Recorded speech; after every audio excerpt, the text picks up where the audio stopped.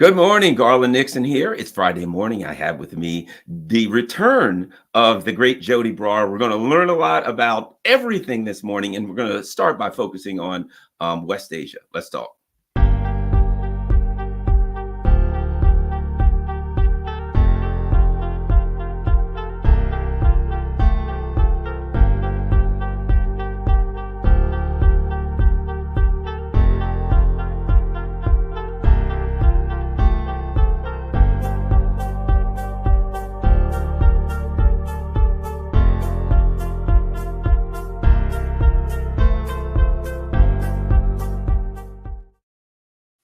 Good morning, all, and one of my most admired guests here. I get a lot of, I have a lot of great guests, but I really get a lot of great compliments for bringing Joti on. And the thing that people tell me is that they learn a lot from Joti. She's got a lot of years of studying and, in revolutionary theories. And I understand why people feel like that, because I asked Joti a question and I just sit back and cross my hands and I feel like I'm sitting in a lecture hall learning from one of the greats. So Joti, let's go.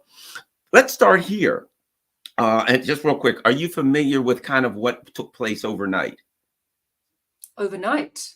Oh, Yes. no, I think I must be behind. Oh, ho, ho, ho, ho, ho, ho. So here's what happened. Let me fill you in. We've got to start with this. So as most people know, this is where it's update where we are now. As most people know, after the Iranian strike on Israel, there was a great talk in Israel about are we going to attack them? Are we going to do this? All this people are familiar with the discussion. Last night, I'm doing a live stream with Dr. Gerald Horn. Look on Twitter, Israel's attacking Iran, bombs everywhere. Oh, everything's going to holy hell, right?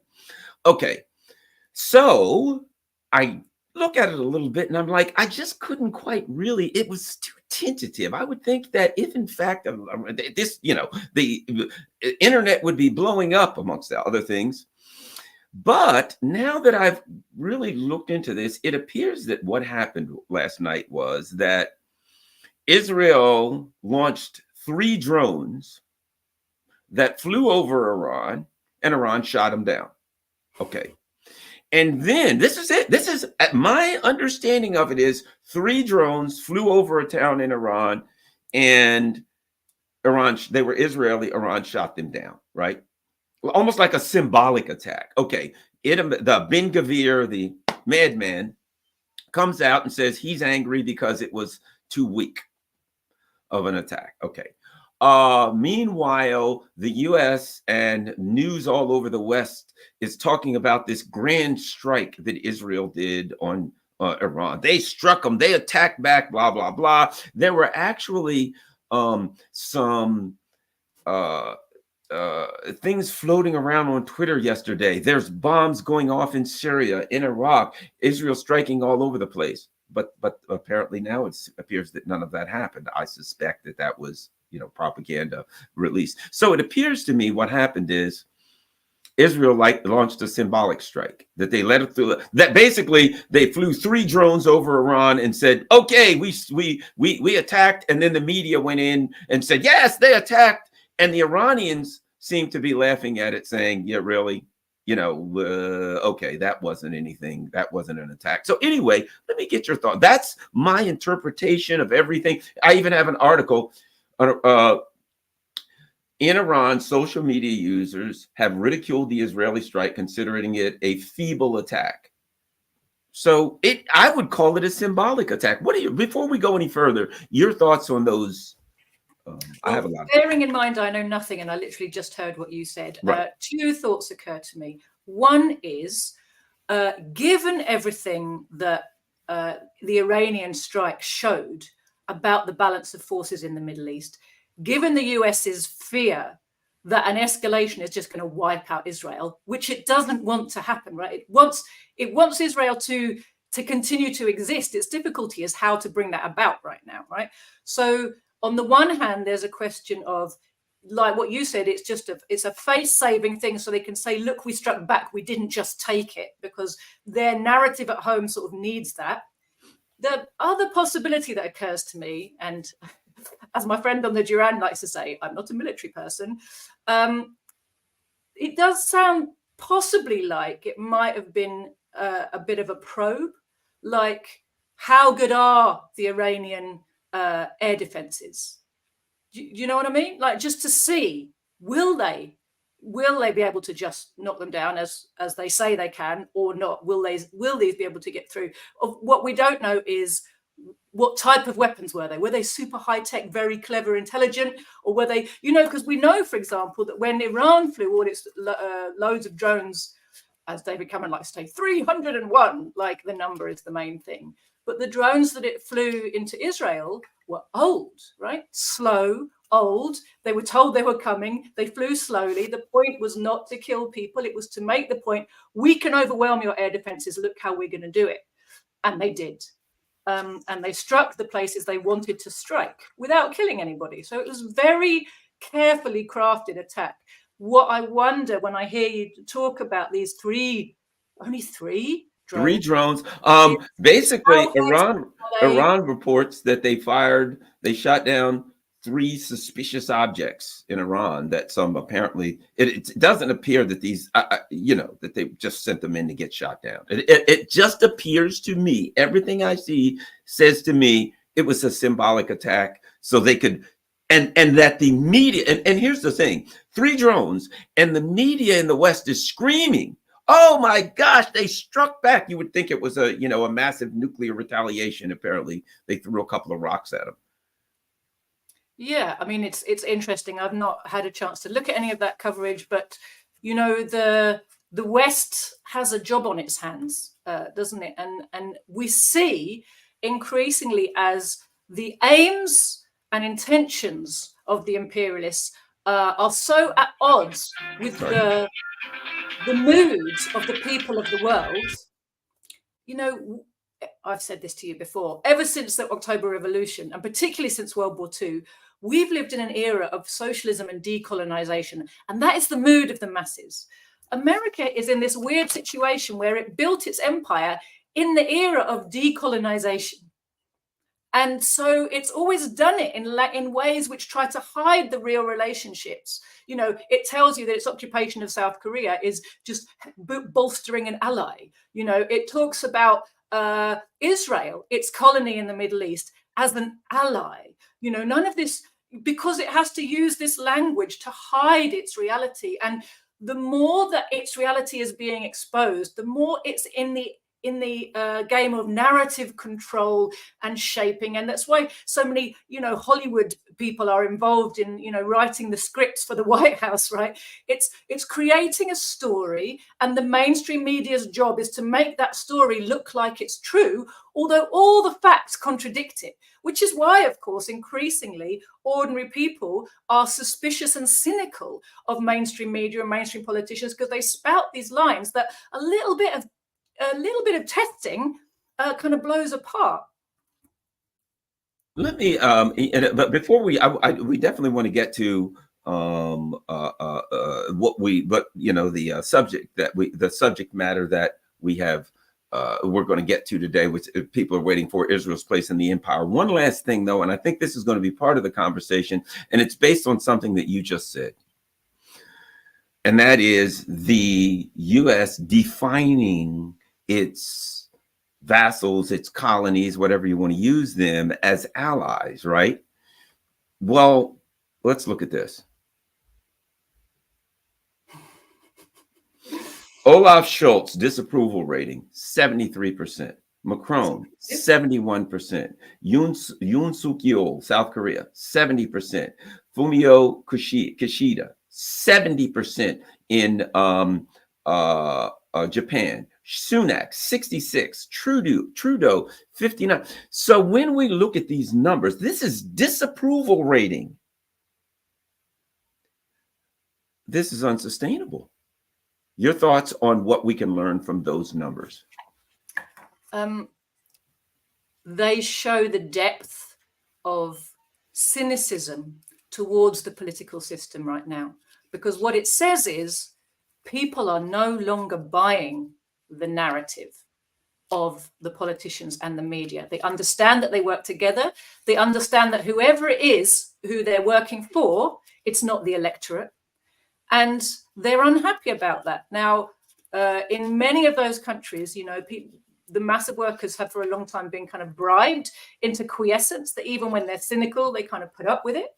But increasingly, the basis for the bribe is going. The system is economically in crisis. Inflation is rampant. And so we are coming towards a moment of revolutionary upheaval, which is starting in the periphery of the empire, if you like, in the oppressed countries, but will make its way to the heartlands for certain in the coming period. And, you know, they say there's two things that really feed into a revolutionary crisis. One is that the ruling class itself is in a crisis such that it can no longer rule in the old way. That's one side of it. The other side is that the mass of the people are no longer willing to be ruled in the old way. And you can see both of those criteria in development in front of your eyes right now and accelerating their development. You can see the crisis in the ruling class, you know, and you can see the growing ferment amongst the masses. So we are living in what the old Chinese philosophers used to call interesting times. Yes. One of the things that, one of the great discussions that is floating around and has been for some time, but particularly now, is who's the boss? You know, the tail wagging the dog, etc. Right? And I like to think of it like this: you can only separate the tail from the dog using language, using words. It's all one dog.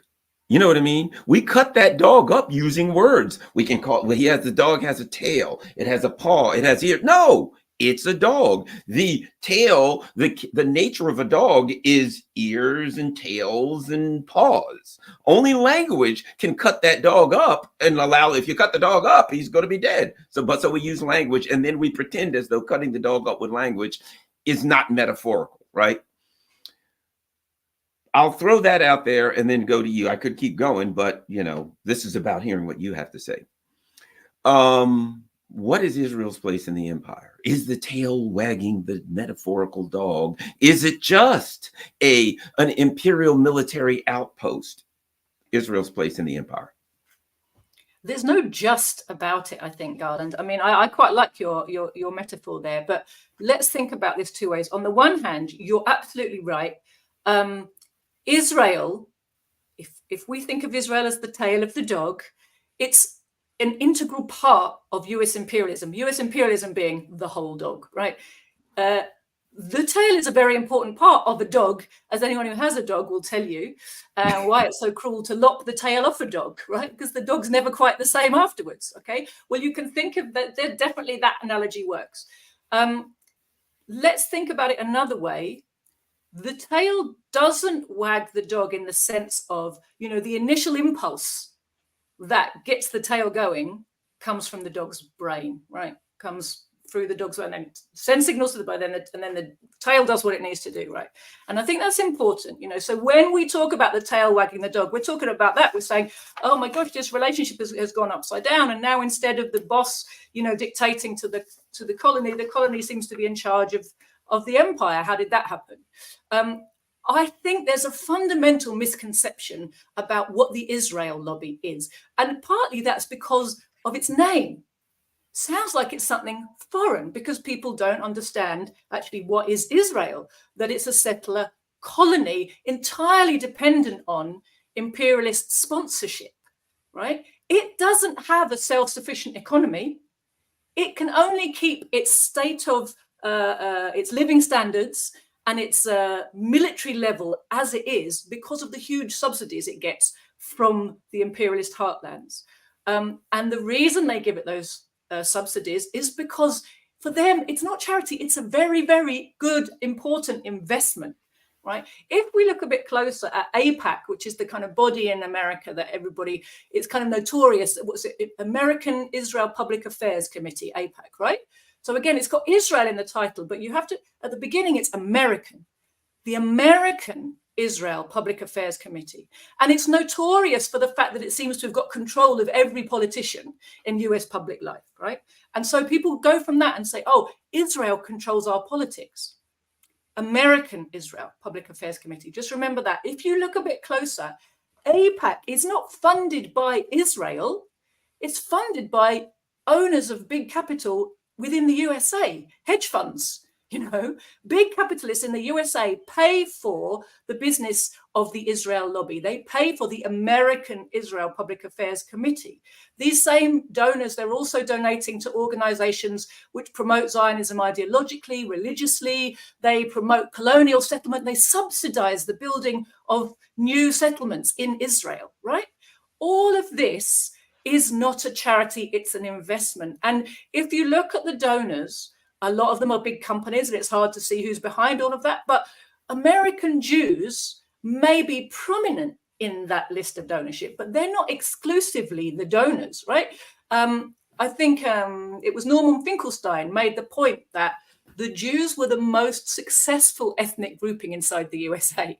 And therefore, it's not surprising that there are a prominent number of Jews, a disproportionate number of Jews amongst the US's ruling oligarchy. But that doesn't mean that it's because they're Jews they fund Israel. They discovered their Jewishness as they discovered the use of the Holocaust industry in promoting and giving a cover for Israel when the USA started to take over control of Israel from the British in the 50s and 60s. So, you know the kind of activities that AIPAC gets up to.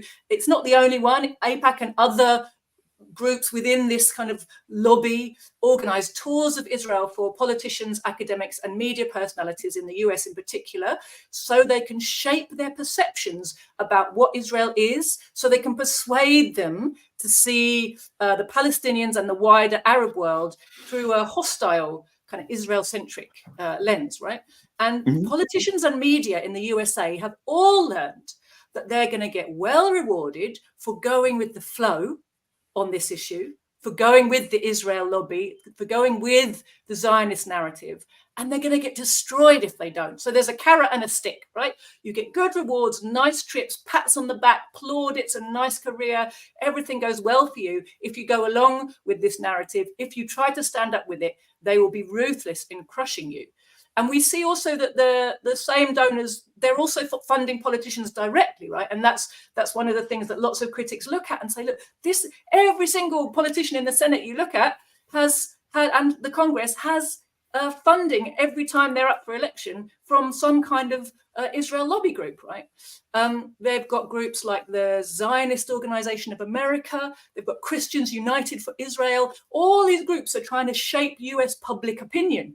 They're trying to create this large body of ideologically driven public support for this settler colonial project and make it look like it's just natural to like Israel and be a friend of Israel and support Zionism. And it's kind of shocking not to.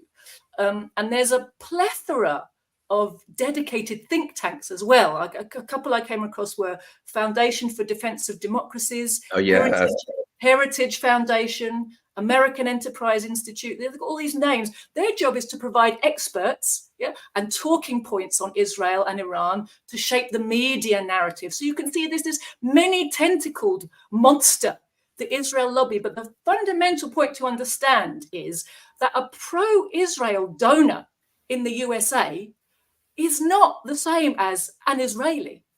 A pro-Israel donor in the USA is someone who understands the vital nature the vital importance of Israel to US imperialism. And I think if you look at Israel itself, the leaders of Israel understand their role, they understand their relationship. As much as they try to pretend they're independent, when it really comes down to it, I mean, just look at the attack you referred to last night.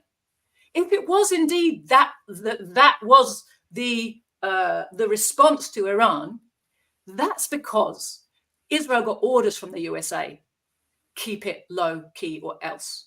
And ultimately, when the USA gives an order and means it, the Israelis have to jump.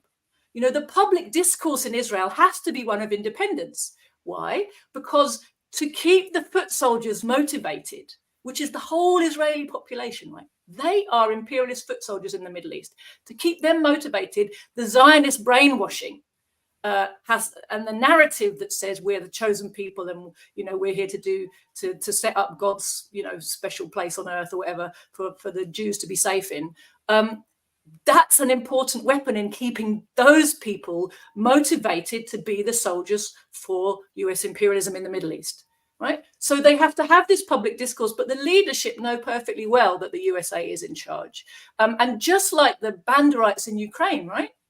They know they're servants of the USA. They're not fighters for Israeli or Ukrainian sovereignty, right? I mean, in the case of Ukraine, sovereignty is a thing that once existed, but they lost it. Finally, the last bit of their sovereignty they lost in 2014 with the Maidan coup. In the case of Israel, there's never been such a thing as Israeli sovereignty. It's always been a settler colonial project, first for Britain and then for the USA. The British governor of Palestine, Ronald Storrs, described the Zionist project, and he said that its purpose was forming for England a little loyal Jewish Ulster in a sea of potentially hostile Arabism. So stop and think about that. This was something that the British had done before. Right? Why did he call it a Jewish Ulster? Because they used a plantation of a loyal population that got privileges in Ireland in order to control the local population. And that's the basis for the still ongoing problems in the north of Ireland today, this settler population that for a long time was a supremacist population with a privileged position. That's what the Good Friday Agreement was meant to bring to an end. So what we have to really understand, I think, is that ultimately the money that funds Israel and the money that funds the Israel lobby comes from US-based monopoly capital. And I think if you want to take a kind of step back and see, well, why would they do that? I hear a lot of people asking this question, Garland. Why?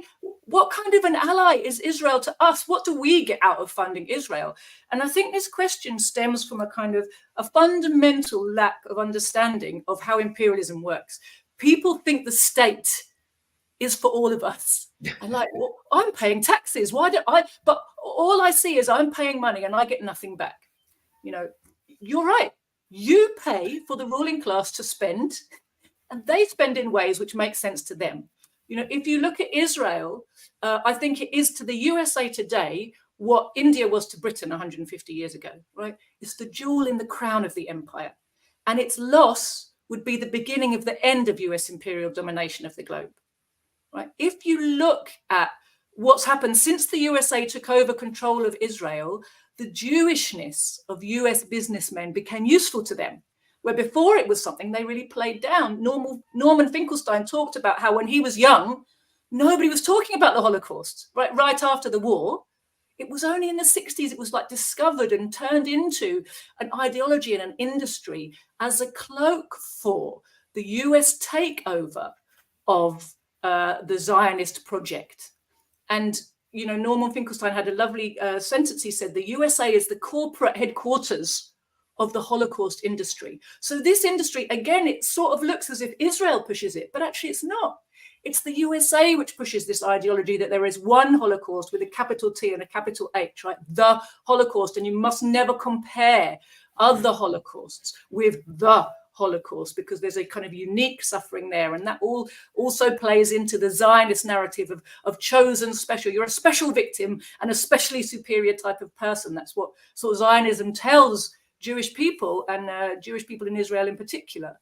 But the Holocaust industry ultimately is a weapon to back up Zionist supremacism and to cast any critic of Zionist philosophy and Israeli supremacism as an anti-Semite. And this whole machinery I've just been kind of talking about has been constructed, right, layer by layer by layer since the 1960s to bolster the position of Israel as an unofficial colony in this decolonizing world, right, to ensure the USA's continuing control of Israel and therefore its continuing control of Middle Eastern oil and its domination of Middle Eastern peoples. And I think right now what we're seeing is the disintegration, really, of that machinery. One of the things I want to ask you about just getting away from that, but not really for a second, because I believe that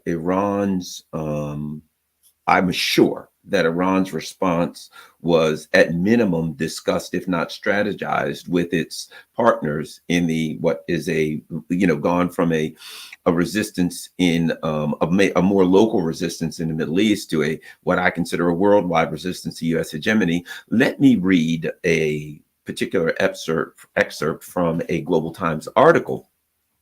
The title is Xi Meets Lavrov, reaffirms China's emphasis on partnership with Russia, which in fact is interesting. If you understand international diplomatic protocol, it is a rarity for a foreign minister to meet with a head of state, and particularly when you understand how strictly the Russians and the Chinese adhere to such diplomatic international protocols. At any rate, let me read an excerpt from the Global Times. The Russian media reported that, they reported that the Russians and the Chinese were working on building a Eurasian security alliance of some type. But this is what the Chinese wrote in the Global Times, and the Russians never rebuked it or repudiated it in any way. And it says this, quote, China and Russia will not target any third party, but if hegemonic forces threaten China and Russia or threaten world peace, China and Russia will stand together and fight to protect their own interests, right? And safeguard world peace. So here's what we get. They say if hegemonic forces threaten Russia and China, one, right? And this is what I think is of consequence, or threaten world peace, right? Then they say they'll stand together, and then they say, and fight to protect their own interests and safeguard world peace. I think there's a lot in that statement. Your thoughts on it? Very much so. I mean, first of all, you've drawn attention to this breaking of protocol, which indicates, number one, that it wasn't a ceremonial meeting. It's one where you're going to have frank and meaningful discussions between people who are briefed very deeply on all the subject matter, right? Number two, it shows that there is a really close working relationship between Russia and China, a trusting relationship, and an alignment of outlook between the two. And for them to put out a statement like that they will respond to threats to world peace in a coordinated, assertive way, right? They're no longer saying, oh, if no one touches us, we won't touch anyone else, which, let's remind ourselves, up until Libya, both Russia and China continually, consistently took the stance on the world stage that, look, we're no threat to you, USA. You don't have to feel threatened by us. We won't touch you if you don't touch us. We'll stay out of your business. Just leave us alone. Don't be hostile to us. We're not trying to do anything to you. They were trying to reassure. They believed the words of the West, which was, oh, these are their reasons for feeling threatened by us. And if we just show them and reassure them constantly, then they won't be threatened by us, right? But they had to learn the hard way that the US, the imperialists, are threatened by Russia and China just because they exist and they're strong. And there's nothing they can do apart from dissolve themselves and turn themselves into colonies that will satisfy the imperialists. So at a certain point, you have to make the choice then, don't you? Okay, are we going to join the axis of global anti-imperialist resistance, or are we going to sit here and wait for the imperialists to invade us, break us into pieces, and turn us into a colony again? Well, is that what we fought all our revolutions for? No, it isn't. Even the Russian ruling class, which repudiates the October Revolution, has the mentality of a class that's been through that process, right? That found its sovereignty and dignity for the whole of the people of the Soviet Union. And I think when we look at what they're saying, it's actually a not so coded way of saying to the imperialists, if you go to war against Iran, if you launch a war in the DPRK over Taiwan, over Ukraine, we will respond assertively. We will not sit on the sidelines. We will respond collectively. That's super important, isn't it? Because previously, we've seen a kind of balance between how China helps the developing world and how Russia helps the developing world. And China tends to help with economic help, and Russia tends to help with military help. And between them, they've been offering some pretty good options to developing countries. And they've been both played a big, important role in helping oppressed countries start to feel confident again in pushing back against occupation. And you've seen that in Africa, you've seen that in Latin America, you've seen it all over the globe. But this is something more. This is saying now that we are military allies. Our response will be coordinated and collective and strong. And that is a total game changer. I've said this to you before, but I'll say it again, Garland. We haven't seen an anti-imperialist bloc like this, with this strength, assertiveness, and capability since the time of the Sino-Soviet concord, which ended with the death of Stalin. Now, but look at this. At that time, the USA was the sole remaining strong imperialist power, but it was very strong. That was the peak of the USA's power, the early 50s, the peak where it was hoovering up all the remains of everybody else's empire, making itself the boss of Western Europe, making itself the biggest center of finance capital on the planet, bar none by, a country mile. Militarily, it was the biggest power in the world. It was the only one of the big powers that hadn't been harmed by what happened in World War II. The Soviet Union was incredibly strong, and the whole Cold War was about the fact that there was a power that could face off against the USA. But the Soviet Union, at the time after World War II, was also, massively it was rebuilding, right? It was not in a position to go to war. It was rebuilding. It still didn't, it had to develop its atom bomb, which it did to catch up and to stop the threat of a US nuclear strike, which was always hovering over it until it had its own bomb. And China joined the socialist camp in 1949, incredibly weak, right? It took a long time. The whole 30 years of the Mao period was this gradual development of China's agriculture industry, creating the base for the miracle we saw the 40 years afterwards. But that base was being very slowly, painfully constructed by a very, very, war-torn and impoverished nation that was extremely backward in terms of its development. So we had this strong anti-imperialist camp ideologically. It was socialist-led, very strong ideologically and inspiring to the people of the world. But in terms of its economic and military might, it was the Soviet Union that had all of that.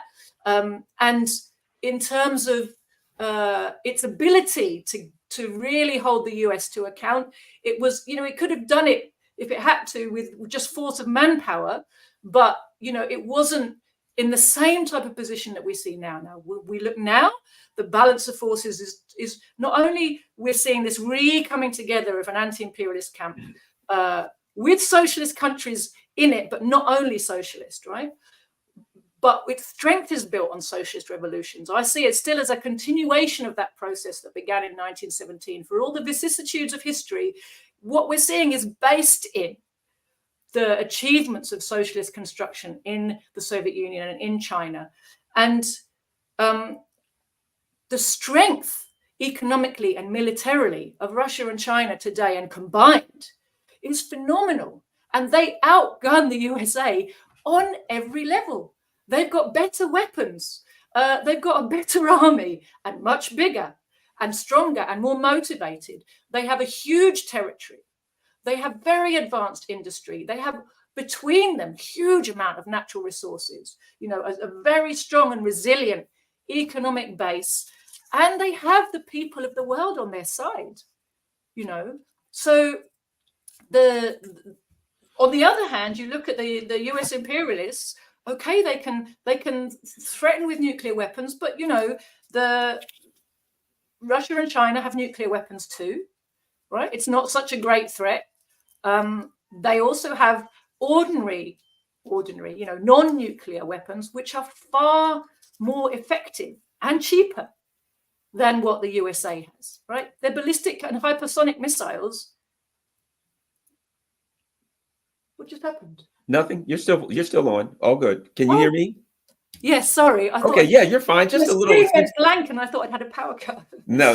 The light shifted a bit, but we can see you perfectly. That's weird. Okay, sorry. So the missile technology now that the Russians and the defense technology that they have, you know, the Ukraine war has really exposed the hollowness of US economic and military power, just at the wrong moment for the USA, because they're also pretty bankrupt, and their ability to keep exporting their inflation as they print money to try to pretend their system is working is being curtailed step by step. And that curtailment is going to accelerate as the imperialist economy becomes more and more of a basket case. You know, one of the factors a lot of people, I think, are not paying attention to is the fact that we are expecting another financial meltdown, a collapse of banks on a massive scale, literally any day, right? And it might be that they try to cover it up by just printing a load of money and bailing everything out and pretending like it didn't happen.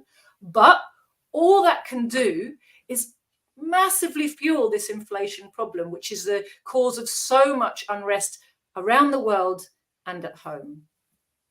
You know, one of the things that I think is interesting is how the dynamics have changed in Russia and how the legacy of the Soviet Union has arisen. One of the things that you know, right now the U.S. economy is in the tank. It's not looking good. The U.K. Economy is, you know, almost non-existent. It's in reverse. But the Russians now, they're I think like one of the fastest growing economy in the world now. The Chinese, you know, we hear about the untimely demise of the Chinese economy, but then when we see the numbers, it's doing well. It seems to me that the special military operation and the imperialist onslaught against Russia has forced Russia to resort to some of the economic and social policies of the Soviet Union to reach back to some that will work. You know, even conservatives and libertarians now are coming out and saying, well, we can't keep up. We can never keep up with Russia as far as our military industrial complex, because theirs is run by the state. They're starting to come that Russia now. What did Russia do? They when this happened, one of the things that they did, what they said was, we're going to put all of our military, and I don't know about all, but most of our military industrial complex back under the state. It's going to be run by the government. It's going to be run by the state. They've resorted to that. And now even the people who say, look, the state can't do anything right, are saying we can't compete with them militarily because the state runs theirs. And they're building them for effectiveness, and we're building them for profit. They're saying, well, look at China. We build 4 Navy ships a year. China builds 200. But when we look at what's happening in Russia, the people who, you know, had talked about the horror of the Soviet Union, you know, the liberal class in Russia, are now reverting back to the legacies of the Soviet Union. And I don't think it's an accident that their economy is growing like wildfire, that it's not coincidental that their economy is going like, well, anyway, your thoughts on all of that? So there's a few things. I read something or saw someone making a comment somewhere about the options that the Russians are now putting forward for what's going to happen to Ukraine. And one of the options we've known for a while is just, you know, Russia takes back every part of Ukraine that could have a claim to be Russian and leaves and would want to be with Russia, right? That's the fact. And leaves a rump agricultural kind of non-functioning bit behind that will never be a threat, but will also never be able to join NATO or join the EU. But it's not really a very viable economic unit. The other option they're going with is actually, and it's quite, to me, it's quite funny because I get tired of hearing President Putin, bless him, go love him. I get tired of hearing him complain about how the whole Ukrainian situation was created by Lenin. It's like, no, it wasn't. The Bolsheviks settled the national question brilliantly, so that during the entire period of the USSR, the national question was no longer a question, right? The people of the Soviet Union were brotherly peoples who lived together and respected one another. Nobody was lording it over anybody else. And they did that by making sure that their cultures, their languages were respected, that they got economic development to be viable states within the Union, lifting up their industrial bases, all of them. From not just Ukraine, Turkmenistan and Kazakhstan, and everywhere they created industrial bases to lift up those areas and make them viable units as part of the wider Soviet Union. Now, Ukraine, they were especially successful, and part of the reason for that was they gifted to the Ukrainian Soviet Socialist Republic the Donbass. So there wasn't just an agricultural region, which Ukraine historically had been, but it became a viable economic unit because it had all of these natural resources. It wasn't just the breadbasket; it was also the home of a huge amount of important industry, coal mining and metallurgy, and all these things. With those two things, as well as kind of Black Sea ports, it was able to be a really viable, vibrant economic unit. I saw. I can't verify this, but I saw someone citing someone somewhere recently on the internet that Ukraine in the 80s was like, the 10th richest country in the world, right? And the richest in Europe. Very successful creation of one part of the Soviet Union. Now, what is it that President Putin is apparently talking about? Again, I haven't had time to go and check this, so if this is total hearsay, but I don't think the person who said it would randomly say that. There's no reason for them to make this up, right? That the option they're talking about is essentially the return of the Union. Because there's been for many years, there's been this ongoing discussion between Belarus and Russia about creating a union state. And there was always a bit of reluctance on Lukashenko's part. He's the President Lukashenko of Belarus, because this sort of fear that we're just going to get swallowed up. And we've worked really hard to protect our sovereignty and to stop our economy being totally marketized, and protect our agriculture and our industry. Belarus still has industry and agriculture left from the Soviet times, which are very strong. And its people, as a result, are very happy, and they're very happy with their president. Lukashenko is continually re-elected in Belarus precisely for that reason. He's seen as a protector of the rights of the Belarusian sovereignty and the independence of the Belarusian people. Now, while Russia was still in this kind of trying to follow the Western model, there was always a bit of fear, I think, of the Belarusians that if we go too deep into this union state, on the one hand, okay, we don't get invaded by NATO. On the other hand, do we just get subsumed in Russia and looted by Russian oligarchs? And that isn't really what we want, right? And you could see and sometimes Belarus would try to kind of play the EU off against Russia to try and keep a balance, right? That's a kind of realpolitik things that small nations who feel themselves to be a bit threatened will often vulnerable. Thank you. Yes, we'll often try to do. So you could kind of see that was going on. But now, Lukashenko has realized, and Belarus have realized, we've got to go all in with Russia, with the union state. One of the suggestions that's being put forward now is that the union state now has three parts: Belarus, Russia, and Ukraine. Now, that's a big part of the former Soviet Union back together. And Russia's talking about, in that context, it wouldn't have to take over more parts of Ukraine. It could help to rebuild them, re-establish Ukraine as a viable economic unit as it used to be in the Soviet times, but as an integral part then of a bigger union state, which of course they have a model for, right? Because when were all of those countries really successful, really sovereign, really independent? It was when they had the USSR. When the counter-revolution finally took place, and when the USSR was dissolved, it actually was done so by an edict that went against the wishes of the people very strongly. There had actually been a referendum, but they didn't like the result. There had been a referendum asking everybody if they wanted to keep the Soviet Union. In every republic, overwhelmingly, people voted yes. even in the west of Ukraine, you have to go and check this. And sorry if I've got the numbers wrong, people. Caveat. I'm pretty sure in the west of Ukraine, which is the heartland of, the Nazi ideology, the Banderite section of the population, at the time in 1991, when they had that referendum, 85%, something like that, in the 80s% of people in the west of Ukraine voted to stay in the USSR. In the east of Ukraine, it was like 97. I'm losing you again. No, we're good. We can hear you fine. You're clear.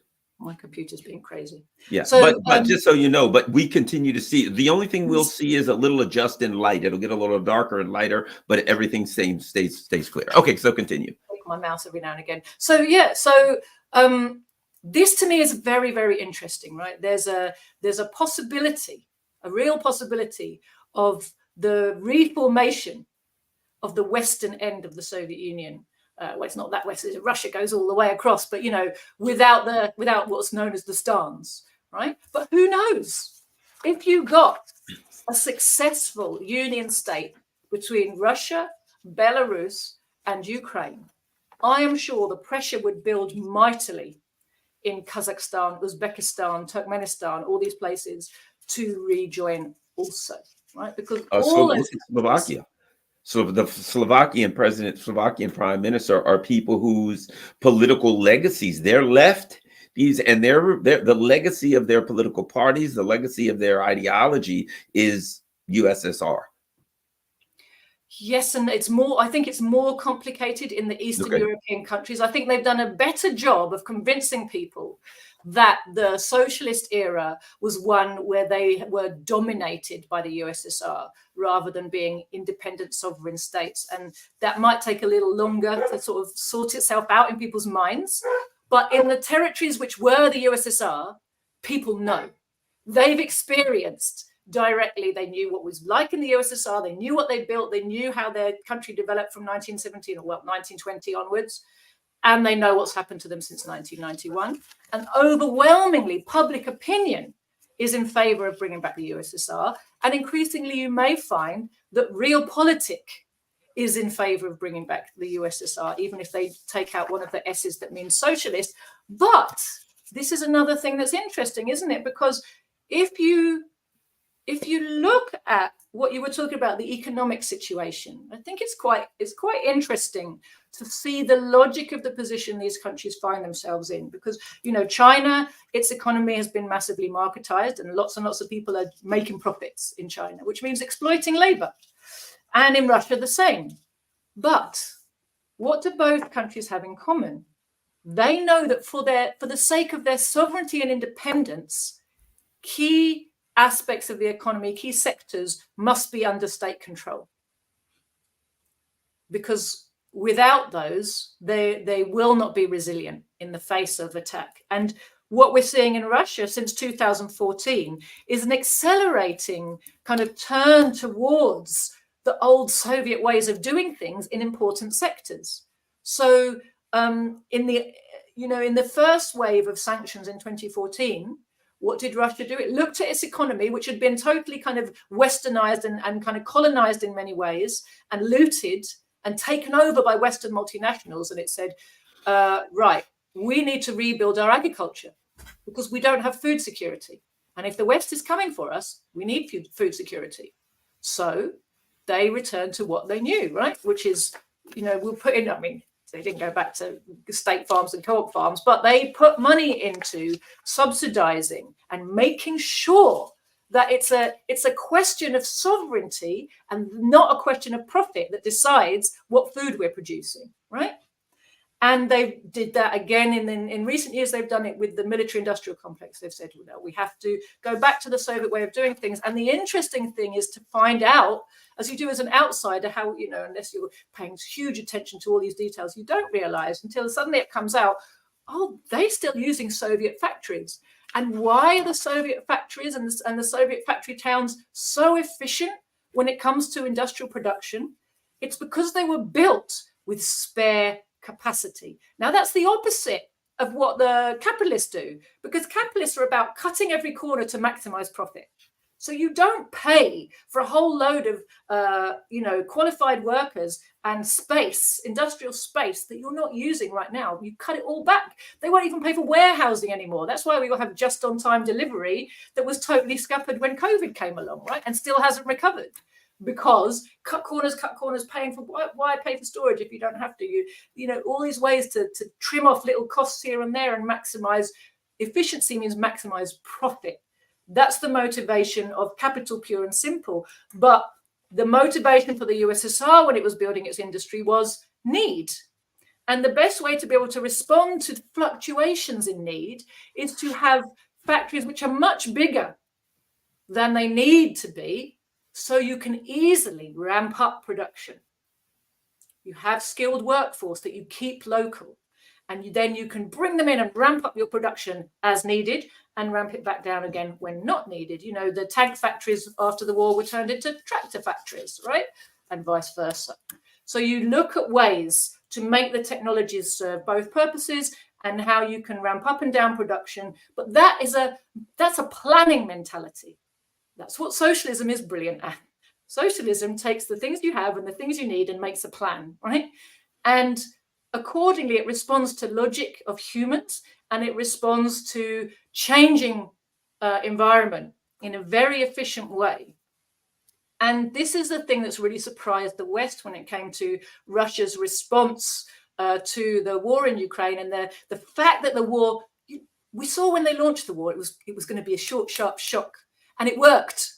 They got up to Kiev. They put the pressure on the government there. They did very little damage. But the government got the message, we've got to talk. March, April, they had the talks. There was a peace deal signed. So the initial idea of that was just give these people the message that they have to stay neutral and they have to stop this aggression, and we'll get back to Minsk. Then they found they had to fight a long war of attrition, right? So they hadn't gone in with that expectation, but they were very quickly able to turn things around and reconstitute their military, reconstitute their industrial production of armaments, etc., to accommodate this new reality. And that is something that the West has shown itself to be utterly incapable of doing. We talk about it all the time. Our politicians are endlessly spouting about how, we need to spend more on arms and we need to ramp up production and how quickly could we produce more shells. It sort of gets lost in, with the consultants, as far as I can tell. There's no action on any of it. And if there was, it would take years, because in the meantime, every company has to be assured of a profit this quarter, right? Has to be done in a way where my balance sheet never shows a deficit. But a country's economy can't run that way. National security, national interest, the needs of the economy don't run that way. When you're running a whole economy in a plan, you will subsidize some parts of the economy with others based on what's most important. You might let steel production make a loss for 10 years, but it's the basis of everything you're going to do. So what? That's fine. As an economy as a whole can take it, right? But if you take everything separately and say, no, this has to make a profit this quarter or else, suddenly you can't make those kind of calculations, and you're just throwing money at people to subsidize the balance sheet, and then they get in the habit of being paid for doing nothing, and they're like, what, you want to pay me and I have to make something? Oh, now we're going to have to renegotiate this deal, right? So we're seeing this need of the anti-imperialist countries to use state planning in order to have sovereignty, in order to be resilient against the attacks of the imperialists. And we see this in every country that needs to be sovereign and needs to mobilize its people against imperialism. They have to make sure they're providing things for their people. And it's interesting. So say you see in Venezuela, where they're so poor and their economy has been so destroyed, the Venezuelans have created the system of, is it CLAP? I want to say, I can't remember.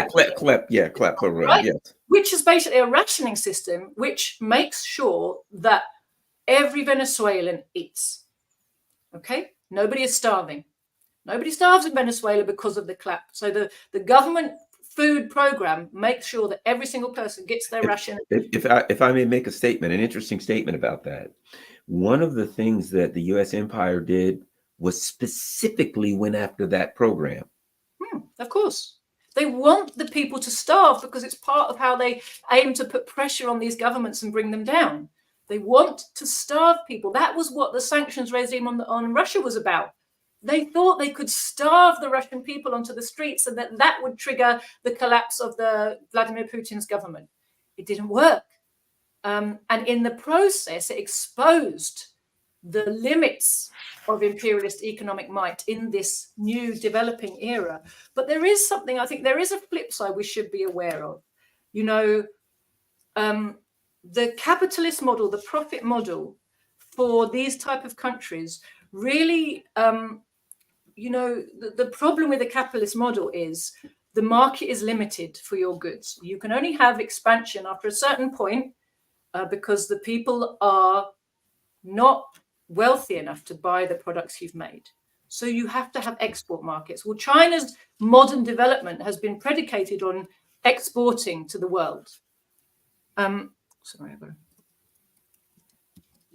China's development model has been predicated on exporting to the world, which brings problems, right? If the world says, no, we're not going to take your stuff. And it's not a model that every single country can follow, right? Every country can't grow by exporting. Right? It doesn't add up to a model that's going to work for the whole world, right? The same with Russia. Right now, Russian capital is doing well because a whole load of Western capital pulled out of Russia and left a space. So that's fine. Russia can expand into that space and it can provide more for its people, more jobs and a better standard of living whilst it's doing so. And it looks like an economic miracle. But there's the absolute limit to that economic miracle. And at some point, they come up against it, right? Either you've got to keep exporting goods everywhere to keep this going, or you've got to come to terms with the fact that the only way to really sustain providing a decent standard of living for the people and not driving them into the ground. And remember that as an anti-imperialist country, you need the people on your side. And keeping your kind of economic miracle going, your economy going, you've got to move more and more of it into a planning orientation, because the for-profit model creates poverty and wealth, creates inequality, creates a problem of glutted markets where the goods you've produced can't be sold, etc., etc. And then you're just replicating the problems that that you're trying to escape from. So there is that double-sided edge to it. And we do see in China right now there are problems of overproduction, there are problems of economic crisis because of the profit motive. Particularly we see it in the housing industry, housing market in China. And these are problems of capitalism. These are problems of the market, of production for profit, that whatever the orientation of the government in charge, if they let the market loose in any sector, these problems will appear. Oh, wonderful. Well, we have been an hour, so I certainly appreciate you taking time out of your busy schedule. Hopefully we can get back together soon and have another great talk. I'm looking forward to it. Lots of things going on. We're in a dynamic situation, but I will say that the discussions that I have with you help to quell some of the anxiety that I do that does rise to the surface at times, despite my Zen-like appearance. Yes, Garland Nixon, although I, usually remain fairly calm. I will say that last night when I'm looking on Twitter and there's possible bombs dropping and things, I felt a bit of anxiety. Okay, where can people find you, find all of your stuff online? Just on that last point, I just want to say there was a lovely thing that Chairman Mao wrote once. He said, the situation, what did he say? Everything is in chaos. Yes. The situation is excellent. So, out of the chaos of the established system, the status quo, comes the possibility for the change that we need. Right. And I'm afraid if we're afraid of the chaos and the difficulties that come from a collapsing system, we're going to cling on to the old system, which Great is the point. Thing that's killing us all, right? So we have to embrace the fact that the system is in chaos, because our job is to organize to get through the chaos to the other side. You can find me at thecommunists.org. You can also find me on Telegram. Just Joti Brar is my channel. My party's channel is The Communists with an S. Don't forget the S, otherwise you'll find some weird Trotskyites.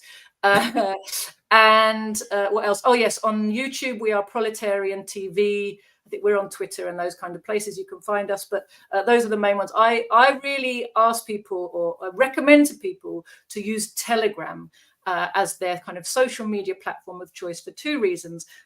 Number one, it doesn't have an algorithm. Right? You're right. So it's up to you how much of a person's content you engage with. You can subscribe to my channel and never look at it, but that's your decision. But nobody decided whether or not you're going to see what's there apart from you. And that's why I like it. The other thing about it is, you see all of my posts in order, that I made them. Again, up to you whether you look at them, but there's no censorship there. So, I've never had anything taken down by Telegram. I've never had, people stopped from seeing my content. You join Telegram, you subscribe to whichever channels you're interested in, and then it's up to you. So I'm sorry that was an advert for Telegram, but I do think people should understand the difference between Telegram and the other kind of social media algorithm-driven apps. Well, thank you very much. So follow Joti Brar on Telegram, go to Proletarian TV on YouTube, and of course, share these particular shows to all your social media. I think that people can learn a lot about the precarious situation that we find ourselves in. I think that people can get some level of uplifting emotional strength from this. I know it really helps to understand, the more you understand things, as I always say, the cure for fear is action.